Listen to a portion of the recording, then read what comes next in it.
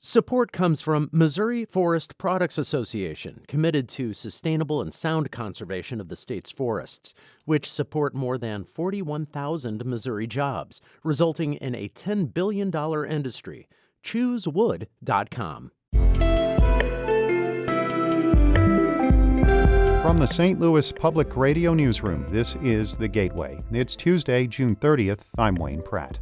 Plans to play baseball during the pandemic kick in this week. The Cardinals will begin training camp at Busch Stadium as Major League Baseball tries to salvage a season during the outbreak. I think the virus will dictate how the season ends, but I think it's in everybody's best interest to at least try to start. We will speak with MLB.com Cardinals beat writer Annie Rogers about plans for a shortened season and how the pandemic is affecting her job.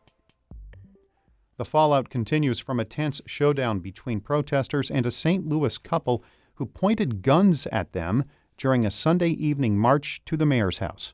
St. Louis Public Radio's Kayla Drake reports. Hundreds of protesters marched on Portland Place, cutting towards Mayor Crusen's home Sunday night to demand her resignation.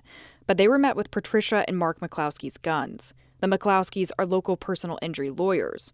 Instead of relying on police or private security, the armed couple demanded protesters leave their private street. Their lawyer, Al Watkins, says the McCloskeys took matters into their own hands because they were fearful of personal property damage. Those are not faces whose expressions are one of disgust or concern about peaceful protesters. These are faces of people who are in fear. Watkins says the McCloskeys do not want their behavior to be distorted into an anti-Black Lives Matter message. The St. Louis Circuit Attorney's Office says it is looking into the matter. I'm Kayla Drake, St. Louis Public Radio. Arch City Defenders has filed a lawsuit against the city of St. Louis over the death of an inmate. The legal organization is suing over the death of Lewis Payton, who died at the medium security institution commonly known as the Workhouse. Payton died of an opioid overdose in 2018. The lawsuit claims staffers failed to provide or obtain timely medical care. It argues that violated Payton's 14th Amendment rights to equal protection. A spokesman for St. Louis Mayor Lyda Cruzen declined to comment, adding that the city does not respond to pending litigation. The St. Louis Board of Aldermen is a step closer to authorizing a public vote on the possible lease of St. Louis Lambert International Airport. As St. Louis Public Radio's Rachel Littman reports, the board has given first-round approval after a long and bitter debate. In addition to asking voters whether they want a private company to take over operations at Lambert, the bill directs where the proceeds of a $1.7 billion lease should go. Much of it is directed to neighborhoods on the north side, which has been economically depressed for years. Opponents say the bill was rushed in order to benefit billionaire political donor Rex Singfield. But Fifth Ward Alderwoman Tamika Hubbard says she was tired of her white colleagues constantly finding, quote, boogeymen when something benefits wards like hers. How can Black Lives Matter to you when you vote consistently no against any and everything to benefit them? Alderman must still take one more vote before sending the bill to Mayor Lyda Cruzen. If she signs it, it would go on the November ballot. I'm Rachel Littman, St. Louis Public Radio. A national report concludes almost twice as many homes and businesses in Missouri are likely to experience flood damage than the federal government anticipates. The nonprofit group First Street Foundation estimates more than 280,000 properties are at risk of flood damage. Researchers also found about a third of the properties in Valley Park are at risk. Valley Park City Attorney Tim Engelmeyer disagrees.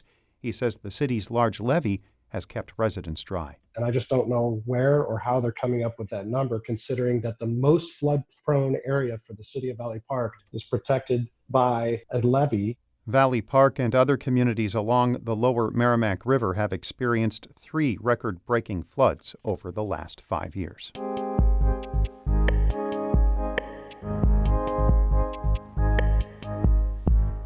The St. Louis Cardinals open training camp this week at Busch Stadium. It's part of Major League Baseball's plan to play a shortened 60-game schedule because of coronavirus.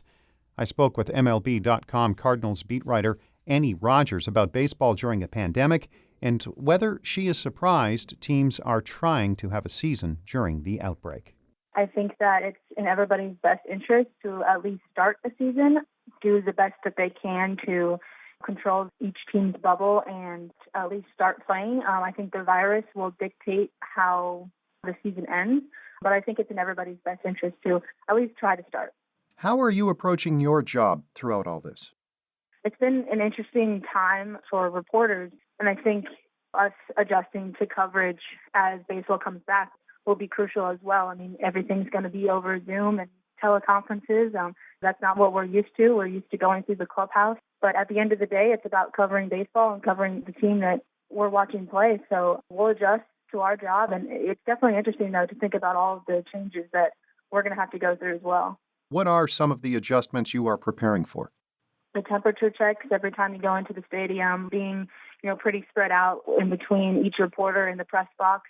I think the biggest change is the Zoom calls that we'll be doing for interviews. The access is going to look different, and it's just the situation that we're in. All of the beat reporters are going to be talking with one player, which is usually not how it goes pregame. Postgame's a little different. Usually we'll find the star of the game or something, or the starting pitcher, and talk to him all in a scrum. But there's always the option of going to find someone on your own and do one-on-one interviews. So I think that everybody's kind of going to have to adjust. Will you be going on the road? Yeah, we'll see. I'm not sure yet exactly what it looks like. I know for sure I'll be going to Busch Stadium. As far as the road, I'm not quite sure if I'll start going on the road to start the season.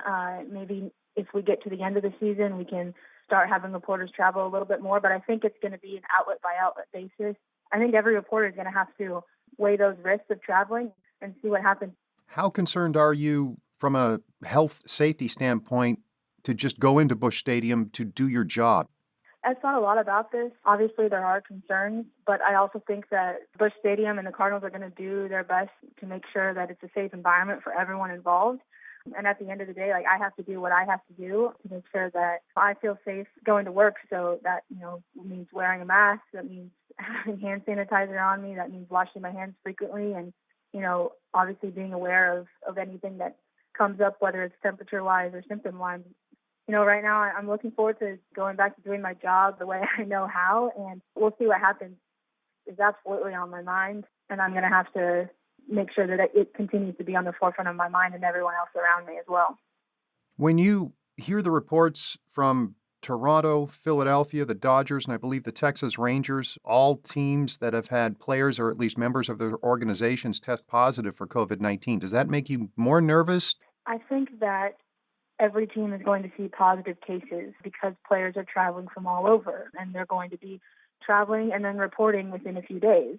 What needs to happen next and what every team has to be prepared for is how they handle those cases, getting the players into quarantine as soon as possible, making sure the contact tracer is able to trace every single contact back throughout the organization. I am a little less worried on my side just because I don't think I will have direct contact with the players themselves, and I haven't traveled at all, but it's definitely something that I need to be aware of, and I think every other reporter needs to be aware of as well. Once the players finally get back on the field and the games start, hopefully, how different will this be to watch from a fan's perspective? I'm really interested to see what the games look like on TV, especially as we start out with empty stadiums, and it's going to be a lot on the broadcasters to really inject that energy into the broadcast. There's going to be a lot of people watching because we've missed baseball for so long. That was my conversation with MLB.com Cardinals beat writer Annie Rogers about Major League Baseball's plan to play a shortened season amid the COVID-19 outbreak. Our Maria Altman edited that report. Shula Newman is the executive editor of St. Louis Public Radio, music by Ryan McNeely of Adult Fur. I'm Wayne Pratt. From the St. Louis Public Radio newsroom, this has been The Gateway. Support comes from the Missouri Forest Products Association, providing more than 41,000 jobs in the production of wood pallets, railroad ties, white oak barrels, hardwood floors, and more. Details at choosewood.com.